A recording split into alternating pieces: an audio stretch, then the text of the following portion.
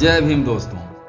क्या भारत का संविधान सच में किसी एक व्यक्ति ने बनाया था? जब संविधान सभा में सैकड़ों सदस्य मौजूद थे, जब देश के बड़े बड़े नेता वहां बैठकर बहस कर रहे थे, तो फिर क्यों एक ही नाम सबसे ज्यादा लिया जाता है? क्यों हम गर्व से कहते हैं कि भारत के संविधान के निर्माता हैं डॉक्टर भीमराव रामजी अंबेडकर?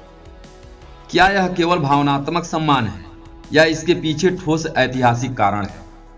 दोस्तों, पूरी सच्चाई जानने के लिए वीडियो को पूरा जरूर देखें और चैनल पर नए हैं तो चैनल को सब्सक्राइब करके घंटी के आइकन को दबाकर ऑल सिलेक्ट करें ताकि अगली वीडियो का नोटिफिकेशन सबसे पहले आप तक पहुंचे। और वीडियो पसंद आए तो वीडियो को लाइक करके कमेंट में अपने जिले का नाम जरूर लिखें। दोस्तों, आज हम किसी विवाद के लिए नहीं बल्कि सच्चाई को समझने के लिए बात करेंगे। तथ्यों के आधार पर समझेंगे कि आखिर क्यों डॉक्टर अंबेडकर को भारतीय संविधान का जनक कहा जाता है। द्वितीय विश्व युद्ध समाप्त हो चुका था, ब्रिटेन आर्थिक रूप से टूट चुका था, सैनिक थक चुके थे और दुनिया भर में उपनिवेशवाद के खिलाफ लहर उठ रही थी। भारत में भी हालत बदल चुके थे। 1942 का भारत छोड़ो आंदोलन अंग्रेजों को यह संदेश दे चुका था कि अब भारत को दबा कर रखना आसान नहीं है। नेता जेल में थे लेकिन विचार आजाद हो चुके थे। ब्रिटिश सरकार समझ चुकी थी अब सत्ता हस्तांतरण की तैयारी करनी होगी। इसी पृष्ठभूमि में मार्च 1946 में कैबिनेट मिशन भारत आया। इस मिशन का उद्देश्य था भारत के नेताओं से बातचीत करके सत्ता हस्तांतरण की रूपरेखा तैयार करना।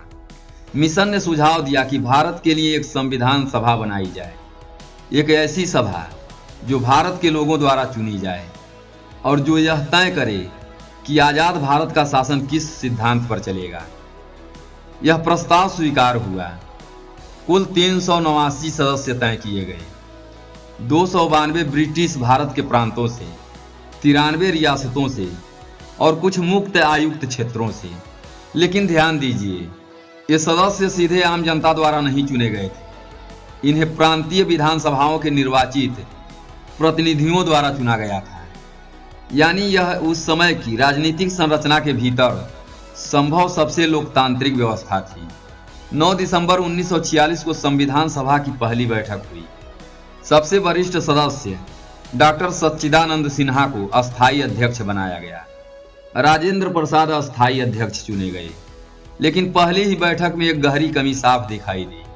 ऑल इंडिया मुस्लिम लीग ने सभा का बहिष्कार कर दिया था। देश के भीतर सांप्रदायिक तनाव बढ़ चुका था। अलग पाकिस्तान की मांग जोर पकड़ चुकी थी। विश्वास की कमी थी, भविष्य अनिश्चित था। ऐसे में यह संविधान सभा केवल कानून की धाराएं लिखने के लिए नहीं बैठी थी। उसे एक टूटते हुए समाज को जोड़ना था। उसे विविध भाषाओं, धर्मों, संस्कृतियों और क्षेत्र वाले देशों को एक साझा पहचान देनी थी।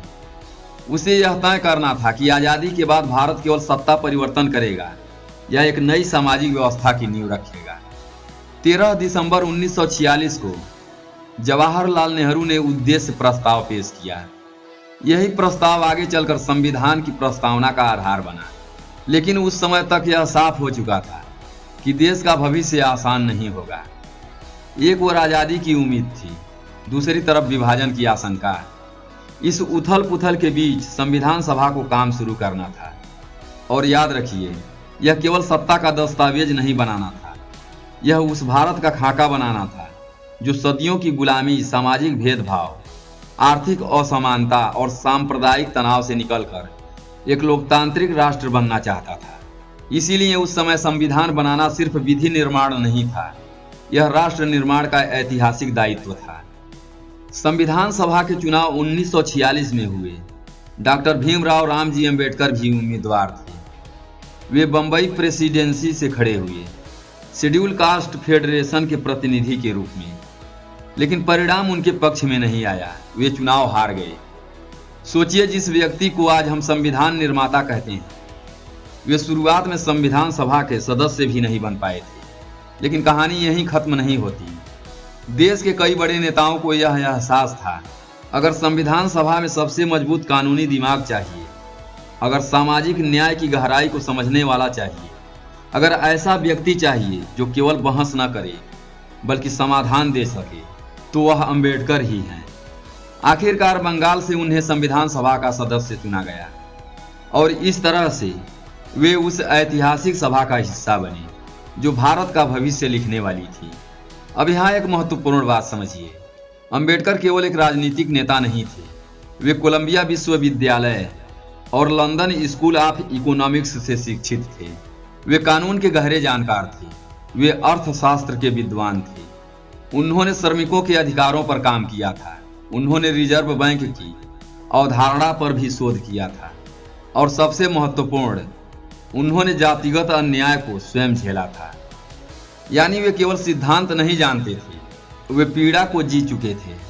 17 दिसंबर 1946 वह दिन जब उन्होंने पहली बार संविधान सभा में भाषण दिया।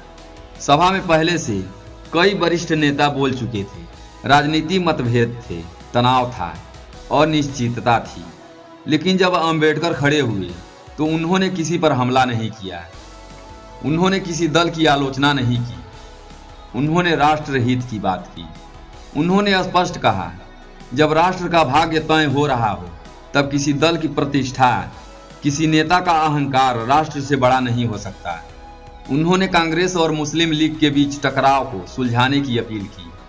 उन्होंने कहा कि हमें ऐसी राजनीति नहीं चाहिए जो देश को तोड़ दे। यह केवल एक भाषण नहीं था, यह उनके दृष्टिकोण की झलक थी। वे व्यक्तिगत महत्वाकांक्षा से ऊपर सोच रहे थे। वे केवल सत्ता में हिस्सेदारी नहीं चाहते थे, वे एक स्थिर, न्यायपूर्ण और समावेशी भारत चाहते थे।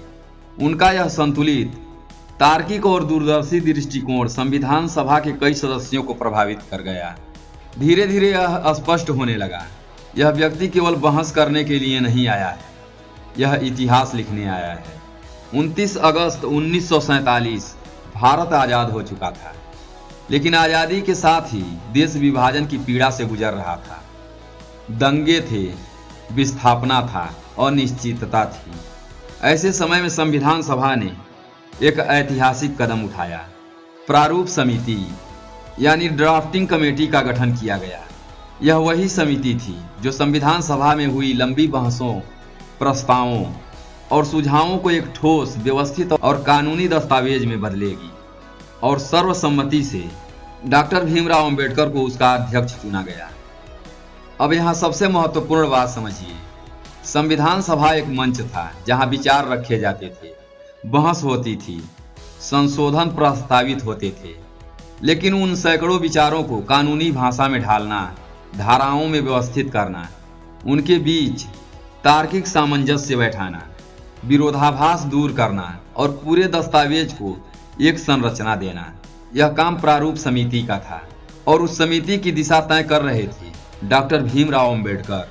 संविधान बनाना केवल लेखन का काम नहीं था, यह बौद्धिक अनुशासन, कानूनी सूझबूझ और अद्भुत धैर्य का काम था। अंबेडकर ने दुनिया के कई संविधानों का गहन अध्ययन किया, अमेरिका से मौलिक अधिकारों की प्रेरणा ली ताकि नागरिकों को राज्य के विरुद्ध भी सुरक्षा मिल सके। ब्रिटेन से संसदीय प्रणाली को अपनाया ताकि सरकार जनता के प्रति जवाबदेह रहे। आयरलैंड से नीति निर्देशक तत्व लिए ताकि सरकार केवल सत्ता न चलाए बल्कि समाज के कल्याण की दिशा में भी काम करे।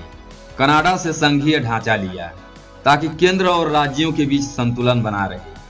लेकिन एक बात बहुत महत्वपूर्ण है, यह सब केवल नकल नहीं था। अंबेडकर ने इस सिद्धांतों को भारत की जमीनी वास्तविकताओं के अनुसार ढाला। भारत कोई छोटा एक रूप देश नहीं था, यह भाषाओं, धर्मों, जातियों, संस्कृतियों का विशाल महासागर था। अगर संविधान में संतुलन न होता तो यह विविधता ही विभाजन का कारण बन सकती थी। अंबेडकर ने इस विविधता को ध्यान में रखकर एक ऐसा ढांचा तैयार किया जो मजबूत भी हो और लचीला भी। अब सबसे बड़ी बात, उन्होंने संविधान को केवल शासन चलाने का नियम पुस्तक नहीं रहने दिया, उन्होंने उसे सामाजिक परिवर्तन का साधन बनाया। अनुच्छेद 14 कानून के समक्ष समानता, अनुच्छेद 15 धर्म, जाति, लिंग के आधार पर भेदभाव निषिद्ध, अनुच्छेद 17 अस्पृश्यता का उन्मूलन। ये केवल कानूनी धाराएं नहीं थी, यह सदियों के अन्याय के खिलाफ घोषणा थी। जिस समाज में छुआछूत एक सामान्य बात थी, वहां संविधान ने साफ कहा अब कोई ऊंचा नीचा नहीं, अब सब बराबर है। यह क्रांति थी और वह भी शांतिपूर्ण वैधानिक क्रांति। यह एक लंबी, गंभीर और अत्यंत विचारपूर्ण प्रक्रिया थी। 9 दिसंबर 1946 से शुरू हुई यह यात्रा लगभग 2 वर्ष 11 महीने और 18 दिन तक चली। इस दौरान संविधान सभा की 11 से अधिक सत्रों में बैठकें हुई। कुल मिलाकर लगभग 165 दिनों तक खुली बहस चली। हर अनुच्छेद पर चर्चा हुई, हर शब्द पर सवाल उठे, हर संशोधन पर विचार हुआ। 7000 से अधिक संशोधन प्रस्तावित किए गए। इनमें से सैकड़ों पर गंभीर बहस हुई। यह बताता है कि संविधान किसी एक कमरे में बैठकर तैयार किया गया दस्तावेज नहीं था। यह बहस, असहमति, तर्क और सहमति की सामूहिक प्रक्रिया का परिणाम था। 4 नवंबर 1948 को प्रारूप संविधान सभा के सामने प्रस्तुत किया गया। इसके बाद पहला वाचन हुआ, फिर दूसरा वाचन जिसमें धाराओं पर विस्तार से चर्चा हुई, तीसरा वाचन जिसमें अंतिम रूप दिया गया। 17 नवंबर 1947 से अंतिम बहस शुरू हुई और 26 नवंबर 1949 वह ऐतिहासिक दिन आया जब संविधान सभा ने संविधान को पारित कर दिया। लेकिन कहानी यहीं खत्म नहीं होती। संविधान को तुरंत लागू नहीं किया गया। 26 जनवरी 1950 की तारीख इसलिए चुनी गई क्योंकि 1930 में इसी दिन पूर्ण स्वराज्य का संकल्प लिया गया था और जब 26 जनवरी 1950 को संविधान लागू हुआ तब भारत एक गणतंत्र बना। अब सत्ता किसी राजा या सम्राट की नहीं, जनता की थी। लेकिन इसी ऐतिहासिक क्षण में डॉक्टर अंबेडकर ने केवल बधाई नहीं दी, उन्होंने चेतावनी भी दी। अपने अंतिम भाषण में उन्होंने कहा, राजनीतिक लोकतंत्र तभी टिकेगा जब सामाजिक और आर्थिक लोकतंत्र भी होगा। अगर समाज में असमानता बनी रही, अगर आर्थिक विषमता बढ़ती रही, तो केवल वोट देने का अधिकार लोकतंत्र को मजबूत नहीं कर पाएगा। उन्होंने भक्ति या हीरो वर्शिप से सावधान किया। उन्होंने कहा, किसी भी व्यक्ति को इतना महान मत बना दो कि कानून और संविधान उसके सामने छोटे पड़ जाएं। अगर हम संविधान को रास्ते में छोड़कर भावनाओं, अंधभक्ति या तानाशाही प्रवृत्ति की ओर बढ़ेंगे तो लोकतंत्र खतरे में पड़ सकता है। सोचिए, जिस व्यक्ति ने संविधान का मसौदा तैयार किया वही व्यक्ति हमें चेतावनी दे रहा था कि संविधान की रक्षा जनता को ही करनी होगी। यह दूरदर्शिता थी। यह केवल एक विधिवेत्ता नहीं, एक राष्ट्र चिंतक की सोच थी। उन्होंने संविधान लिखा ही नहीं, उन्होंने आने वाली पीढ़ियों को लोकतंत्र बचाने का संदेश भी दिया। अब सवाल का सीधा जवाब, क्या संविधान केवल अंबेडकर ने बनाया? नहीं। क्या संविधान सभा में अन्य महान नेता नहीं थे? बिल्कुल थे। लेकिन संविधान का मसौदा तैयार करने की मुख्य जिम्मेदारी सैकड़ों संसाधनों को व्यवस्थित करना, कानूनी भाषा देना, संरचना बनाना और अंतिम दस्तावेज को आकार देना, यह नेतृत्व अंबेडकर ने किया। उन्होंने केवल शब्द नहीं लिखे, उन्होंने एक ऐसा ढांचा बनाया जो विविधताओं से भरे भारत को एक सूत्र में बांध सके। इसीलिए उन्हें भारतीय संविधान का निर्माता कहा जाता है। यह उपाधि भावना से नहीं, उनकी बौद्धिक क्षमता और नेतृत्व से मिली है। दोस्तों, संविधान केवल एक किताब नहीं है, यह हमारी स्वतंत्रता की सुरक्षा है, यह समानता की गारंटी है, यह न्याय की उम्मीद है। और जब भी हम इसे पढ़ते हैं हमें याद रखना चाहिए, इसमें उन लोगों का भी सपना है जो सदियों तक अधिकारों से वंचित रहे।